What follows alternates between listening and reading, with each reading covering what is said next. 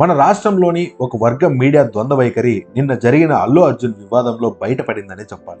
తెలంగాణ ముఖ్యమంత్రి రేవంత్ రెడ్డి అసెంబ్లీ సమావేశంలో మాట్లాడుతూ అల్లు అర్జున్ పై కీలకమైన వ్యాఖ్యలు చేశారు. అల్లు అర్జున్ రోడ్ షో చేసుకుంటూ థియేటర్లోకి వచ్చారని, పోలీసులు చొప్పినా థియేటర్లోంచి వెళ్లడానికి నిరాకరించారని రేవంత్ రెడ్డి వ్యాఖ్యానించారు. అదేవిధంగా సినీ ప్రముఖులపై కూడా ముఖ్యమంత్రి రేవంత్ రెడ్డి అదే స్థాయిలో ఆగ్రహం వ్యక్తం చేశారు.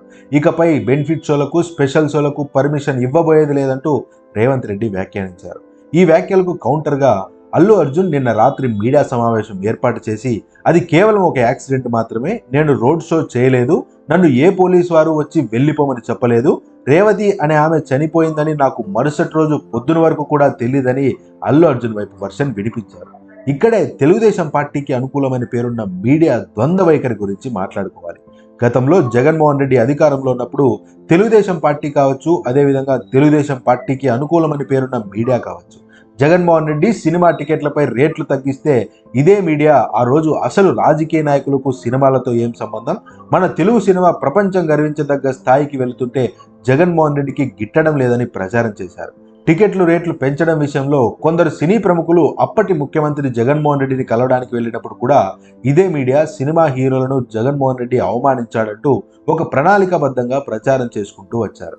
కానీ ఈ రోజు తెలంగాణ ముఖ్యమంత్రి రేవంత్ రెడ్డి సినీ ప్రముఖులపై వ్యాఖ్యలు చేసినా, టికెట్ల రేట్లు పెంచమని చెప్పినా, ఇకపై బెనిఫిట్ షోలకు పర్మిషన్ ఇవ్వమని చెప్పినా కూడా మీడియా మాత్రం రేవంత్ రెడ్డినే సమర్థిస్తున్నారు.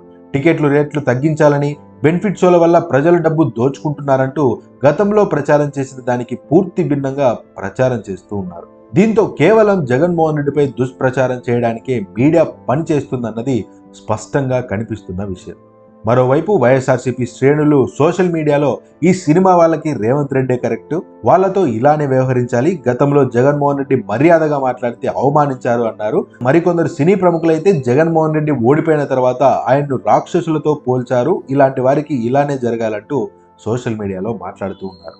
నిజానికి గతంలో జగన్మోహన్ రెడ్డి చేసింది కావచ్చు, ఇప్పుడు ముఖ్యమంత్రి రేవంత్ రెడ్డి చేస్తుంది కావచ్చు, టికెట్లు రేట్లు తగ్గించడం అన్నది నిజంగా సరైన నిర్ణయం. అది ఏ స్థాయిలో తగ్గించాలి అన్నది పక్కన పెడితే పెద్ద బడ్జెట్ సినిమాలకు అలా పెంచడంలో తప్పులేదు. కానీ హీరోకి మార్కెట్ ఉందని 100 కోట్ల రెమ్యునేషన్ తీసుకొని సినిమా బడ్జెట్ పెంచేసి పెద్ద సినిమా అని రేట్లు పెంచడం సరైన పద్ధతి కాదు. ఎందుకంటే ఆ భారం పడేది సామాన్యుడి మీదే కాబట్టి. టికెట్ల వ్యవహారంలో కఠినంగా ఉండటం మంచిదే, కానీ మీడియా మాత్రం ఇలా జగన్మోహన్ రెడ్డి ఉన్నప్పుడు ఒకలా, వేరే వారు ఉన్నప్పుడు ఒకలా మాట్లాడడం మాత్రం సరైనది కాదు.